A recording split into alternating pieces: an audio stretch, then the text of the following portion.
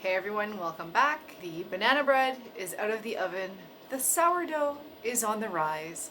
The dogs have been walked for a second time of the day. And it's now time to get working on what I had wanted to get working on for last week's video, which is the wood stove surround. But we were so rudely interrupted by a tree on the roof. So that is what I would like to start, maybe finish for this video, is the wood stove surround. You have seen me in the cliff cabin use natural stone, and I probably could have done that again in here. I don't have the stone on hand, and I wouldn't be able to do it until next year because the stone is all at the other property. And I've had this tin laying around for some time. About a year and a half ago, if any of you remember. I don't think that video had a ton of views. Anyway, a little backstory is I salvaged this tin from the bush from going out towards the lake property, and that is what I'm going to use for the wood stove surround in here. If you hear a noise in the background, that is actually a little diesel heater that I purchased probably a month and a half ago. I did that when I wasn't really 100% sure if I was gonna put a wood stove in here. I got into looking into them and I was just intrigued and inspired by them, so I bought one. I did decide to put a wood stove in here, but I have a handful of other uses that I could use that diesel heater for. One is obviously now, before I have the wood stove installed. If I do any winter camping, it could be a backup heat source for the cliff cabin, and it also might be useful for when I build the workshop, which is going to be just that little extension off of the house. Plan is to start working on that in the new year, if Dilly will help me with that. I'll hire him, obviously. Steve is on his way home, driving home, so perhaps tomorrow he and I will tackle the trees a little bit more and maybe the one on the roof and deal with all that. But for a few hours today, I want to start working on this. So the heater's been on for maybe 15 minutes, the most, and it was -2 in here to start. I haven't found a place to put this yet. And it's already 0 degrees in here. A lot of this stuff has like a bent edge on it, and I was gonna try to utilize that to my advantage and wrap it over the 2x4. I don't know if it's gonna work. I'm basically just gonna, like with the angle grinder, just kind of piece this together in kind of a patchwork quilt kind of way, I think. I'm by no means trying to meet code, so if you're wondering if I'm not doing something to code, I don't care about the code. I don't have the tool. Now normally you don't need the tool. You can just easily turn this to get the piece off to change the blade out. But this guard is in my way, and I can't seem to find a way to take this stupid guard off.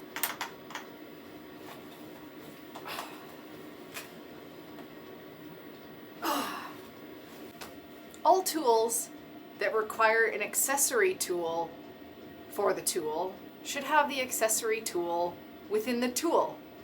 That wrench should be able to be in this device somehow, because I cannot get this off. I've been trying for like 25 minutes, and I'm just going to have to go all the way back up to the house because I can't do anything else. Well, I guess I could.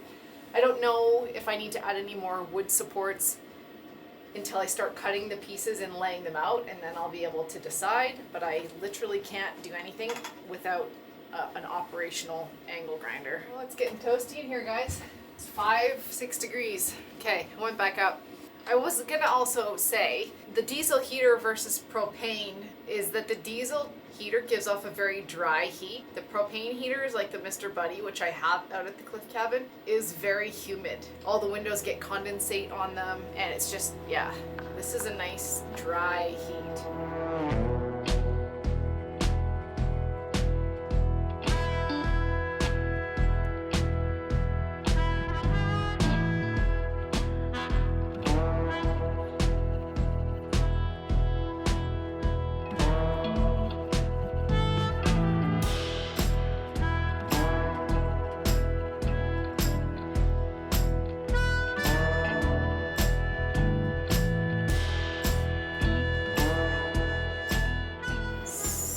Something like this, and then I will fill in that. I'm just trying to think of where I should add wood based on the materials, and I have that one extra piece of 2x4 that I used to hold that pipe upright.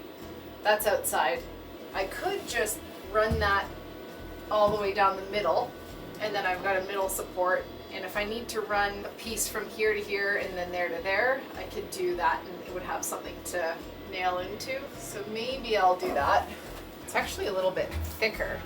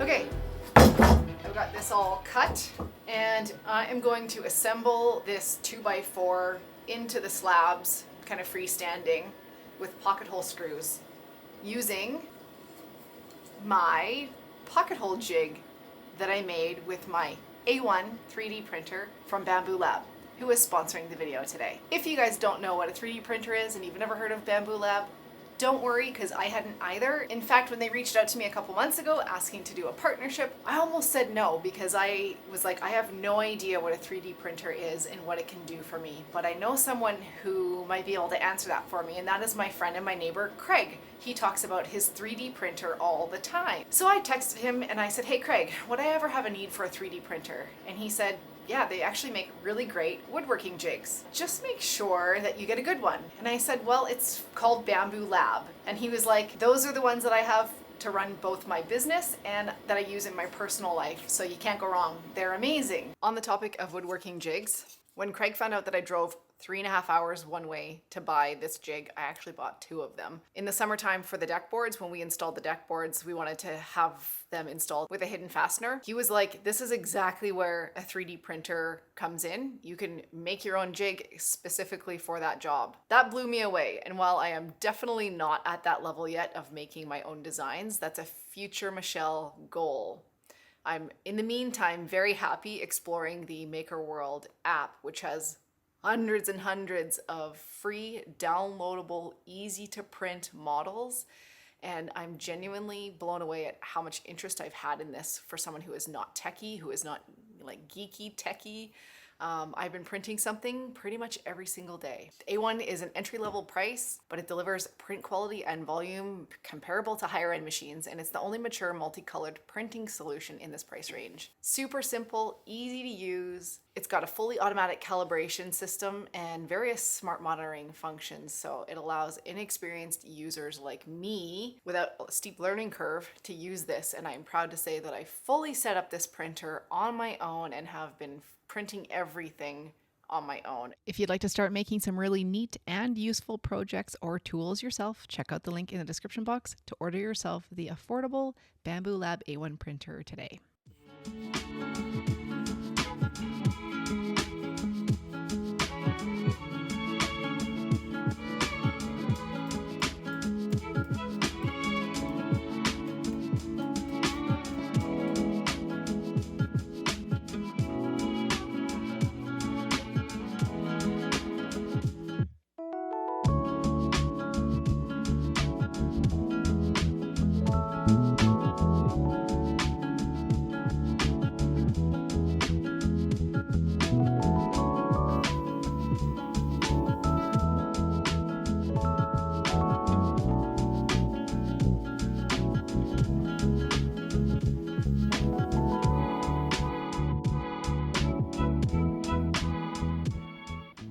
just gonna cut everything to size and then play around with the pattern. Just for reference, this has been running for 2.5, 3 hours, and it really has settled in at 10 degrees Celsius. Now, granted, I am opening the door a lot, and there are a lot of gaps in this place still, but I thought it would be warmer than that. I do think the wood stove was a good call, because I'm pretty sure that wood stove is gonna pump the heat out for this tiny space. But yeah, 10 degrees still makes it so much more comfortable to work in rather than like the -3 degrees it is outside, 3 or 4 or whatever it is. Steve is home, everybody. Okay, Lumberjack Steve. Lumberjack Steve. When you said that you were going to the sea for something, what was it you were going for? I'm getting a ship's captain's license with Transport Canada. Yeah, when you were talking like sea and boat and stuff like that, I thought you were going to like a Plenty of Fish conference. No, I had a course to do plus an exam. Oh, did you pass? Yeah, did well. Good. My next career is being a ship's captain. For any of you that wanted to see the coast of BC, that's maybe what the future holds. We are gonna go tackle some of those trees now.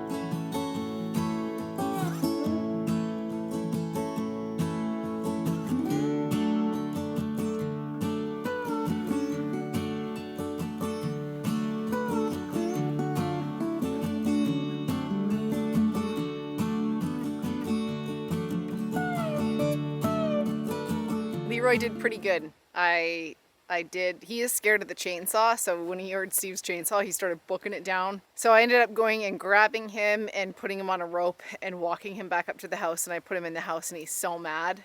If he wanders too far, it would just be a disaster for us to go try and find him. Or we'd be able to find him, but trying to get to him in the deep snow. I knew the diabetic would be going low, so when I went up to take Leroy in, I brought you some sugar things. No, it's not orange juice, but it'll have to do, donkey. Just here you go. Can you open them? So we're looking at things. Steve's looking at things. We've got to go up and get orange juice. and a come along and some chain or straps and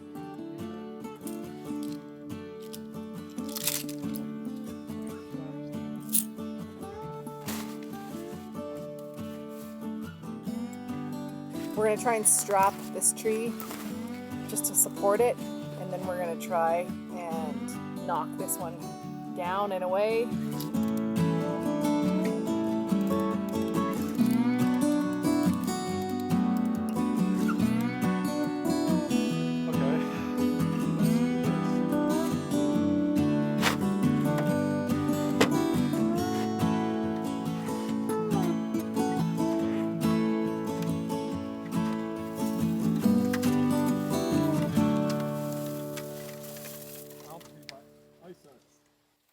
That is not safe. What is? That is not safe.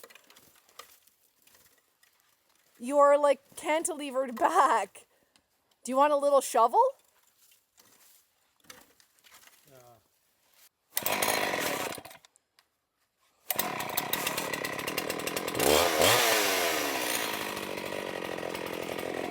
Plan B, I'm suggesting that we cut in between the ladder and the roof. Steve was going to try to climb on the roof and cut from up there, but I don't know.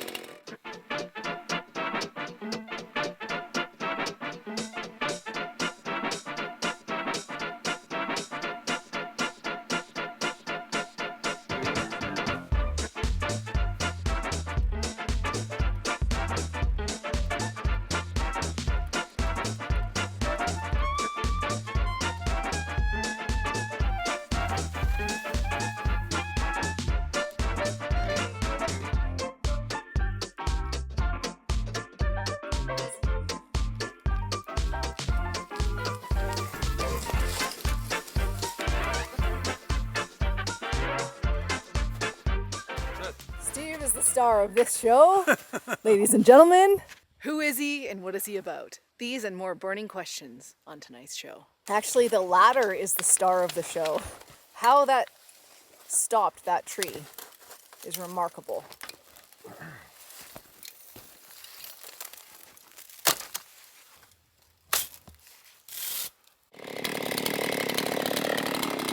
Just wait. What? Shut that off a second. It's gonna do exactly what that tree did. No, there's a lot of force. He just cut that little tree. It's a barber chair, big time. It's a little bit dangerous, I know.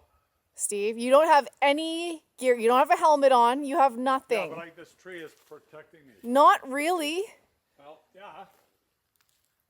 You know, I don't know. I don't feel safe you doing that. We'd almost just leave it for the winter then. The problem is like the snow is so deep, you can't get away very fast. No. So you cut that thing, that little thing there, And and it it just barber snapped. chaired. I know. And that's exactly what's going to happen with that tree.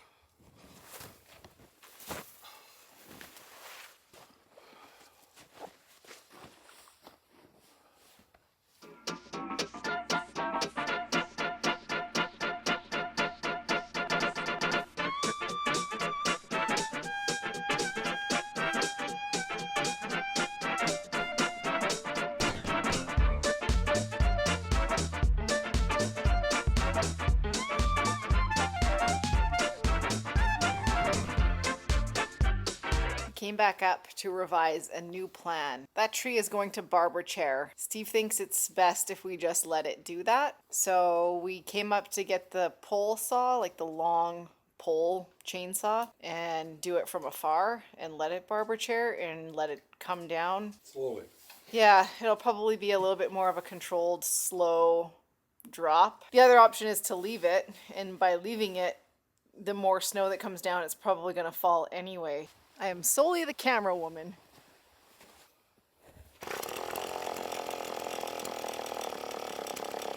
I guess in a way, one of the ways I look at it is if the tree is going to come down and do damage, I may as well get it over with before I fix the frickin' stovepipe and then have it get wrecked again. So may as well get it all done now and then deal with fixing and doing all of the repairs all at the same time.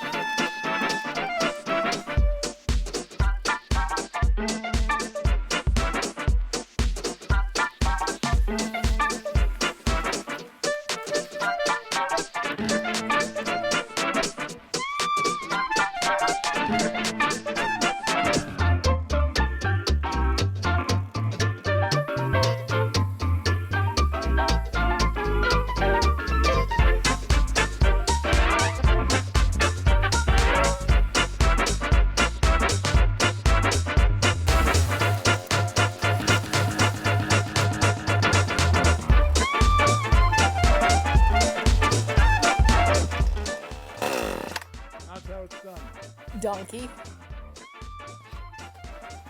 My poor stovepipe is really wrecked though. Well, it was better now than later.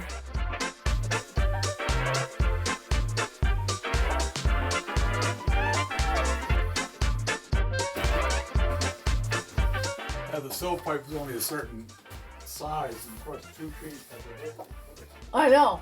If the stovepipe was on this side of the structure, would have been fine. But the 2 trees that had to come down had to land right on the frickin' pipe.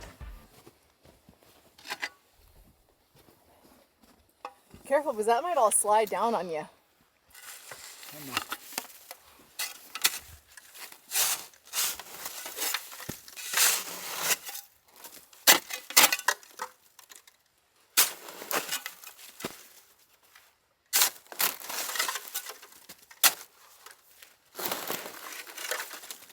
If you had a rope to grab onto,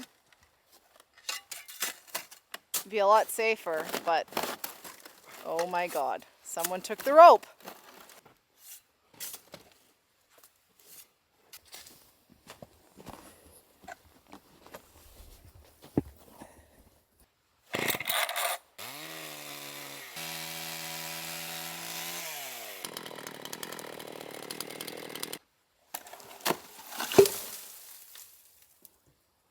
Could it be Santa on the roof? It looks okay. The only thing is the brackets. A couple of them broke. This wasn't loose like that, but that's okay. I mean, once the stove gets attached to the pipe and it's attached to some sort of base, that will give it, I think, enough security for the winter. Definitely looks like a bomb went off around here. I have lots of cleanup to do, but pretty good for today, I'd say.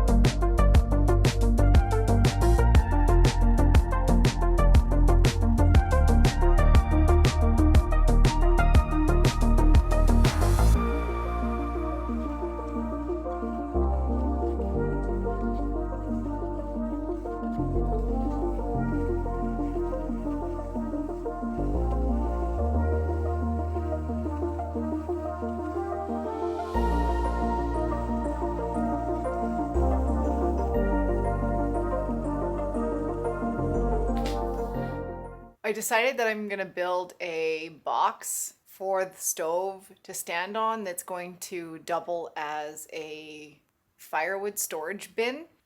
And this is just leftover plywood that the roofers were using as templates for when the roof got redone this fall. So I'm gonna use it and build it here in the comfort and warmth of the house. I went down and took some measurements and brought some tools back up.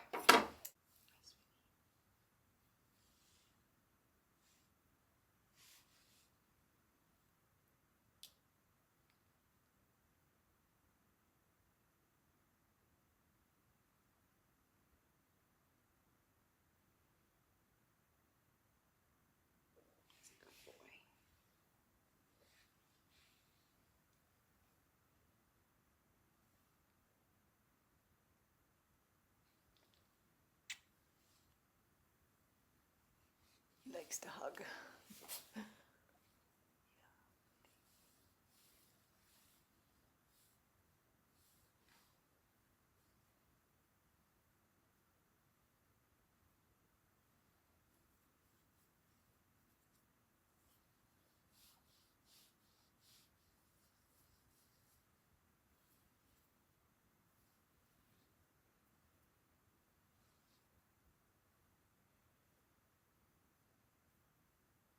This is adorable. He's like laying on the tool bag on the half on the concrete, half on the tool bag, just to like hang out with me while I'm using loud tools. Aw, I don't think I've ever had a dog that wants to lay beside me while I'm working with tools. Pretty cute.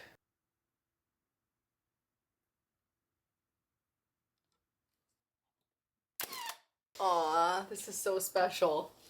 I tried to get him to go upstairs.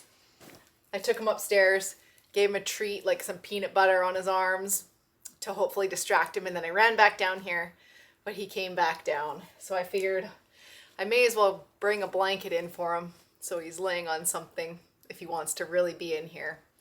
This was Clyde's old blanket.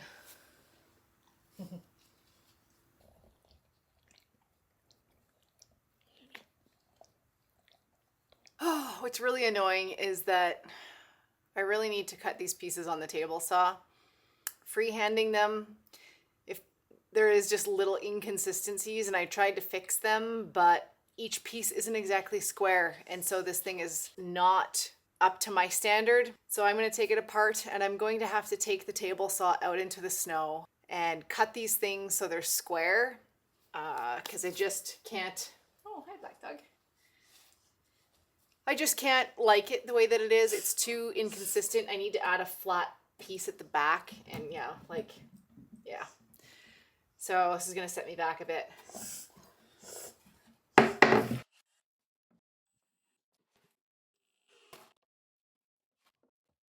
Okay, got the box down. I actually went up on the roof quickly. I had to bring that silver ladder down. It seems like it's relatively okay. There's one section of it that doesn't close, so I might have to buy Steve a new one.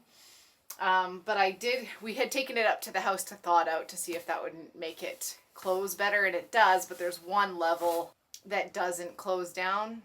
Still, I think worth the fact that I feel like it literally saved this place. So the rain cap had gotten squashed, so I wanted to decompress it to make sure that there's enough airflow, and now I just need to figure out really the height that I would like everything to be at.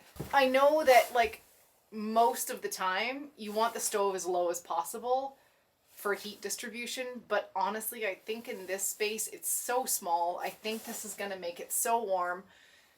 I feel like I would like it to be a little bit higher, so I'm gonna play around with that and then just put it in with structural screws, which is kind of why I added the plywood at the back. And I want it to be floating if I can. Make it floating so that it doesn't have legs.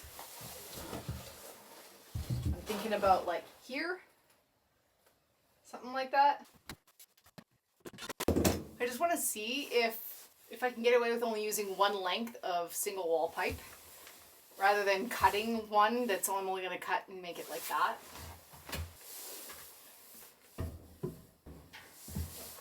I need to bring it down a little bit. This box honestly feels a little bit too big.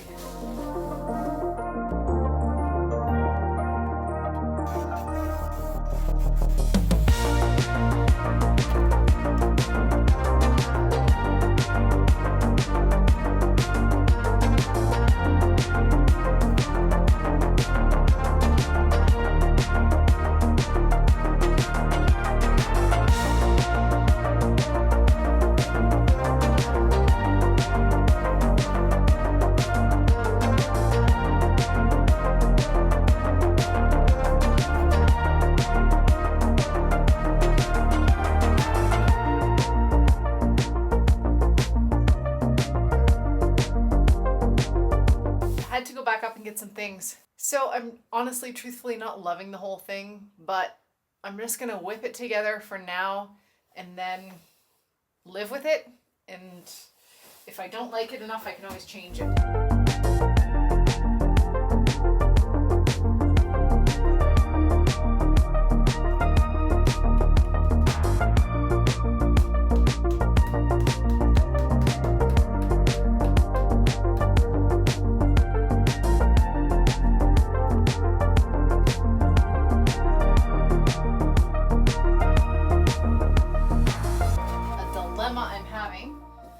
What side do I actually like better? Do I like the dark, or do I like the lighter The more rusty or less rusty? Do I mix and match? These are all questions I have.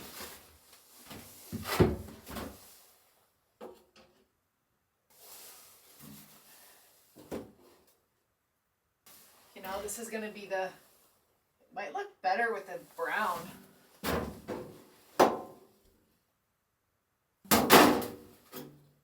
I don't know. Who cares? Pick something. Eeny, meeny, miny, mo. I think I'm going with brown.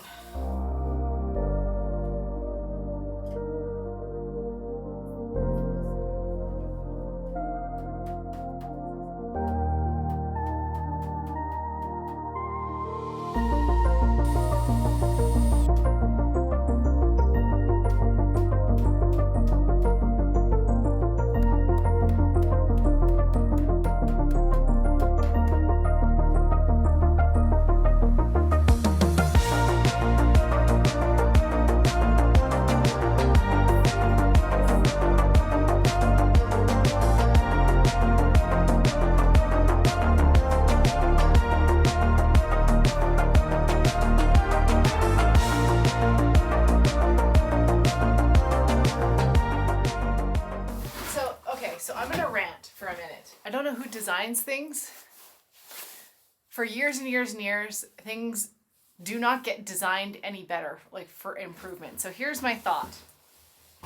How are you supposed to get the stove in with the pipe in and it all to fit together at the same time? This pipe should have like a 3 to 4 inch threaded piece or a twisting piece that comes down when you want to put it together, but you can twist it and it goes up so that you can slide things in, and then you twist it and it comes down, like a little collar that either has threads on it or something like that. Am I crazy for thinking that that's like a simple, massive improvement to a stovepipe? Like, why isn't that a thing?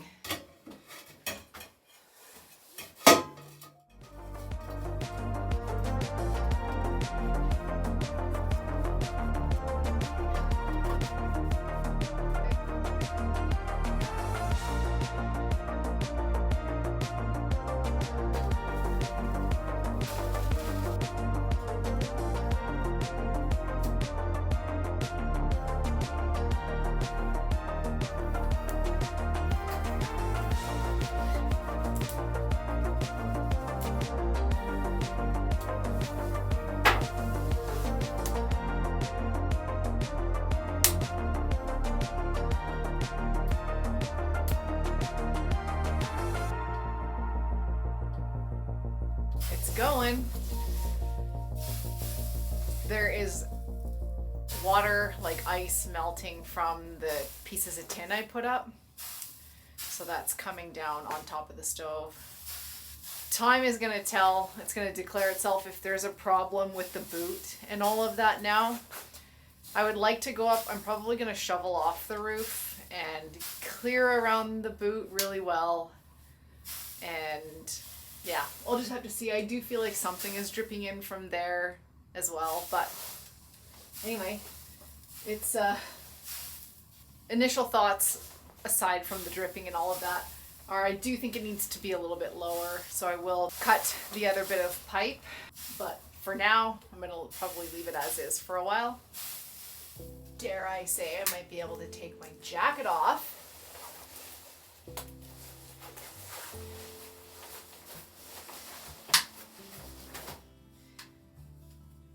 In the 15 minutes this has been going, it went from like -5 Celsius to 10 Celsius. Yeah, I mean, I still have a gap, a big gap underneath the door, around the door. The floor is cold, so I definitely think the stove needs to be a little bit lower. The dripping has stopped, so that's great. So it was just the tin that I put up that was thawing out.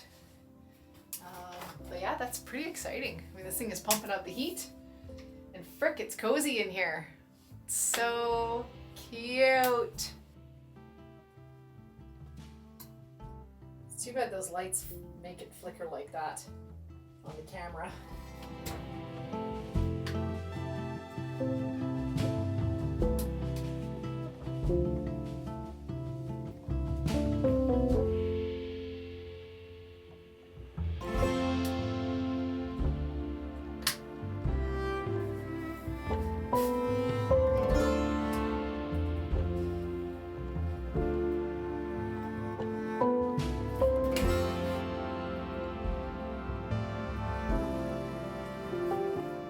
Putting this wood stove in over a diesel heater was so worth it. You just can't beat this.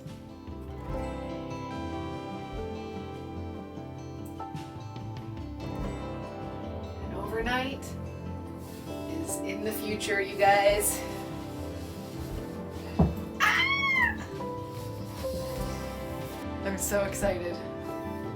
And I think that's a wrap on this video. Thank you for watching, and I will see you guys in the next one.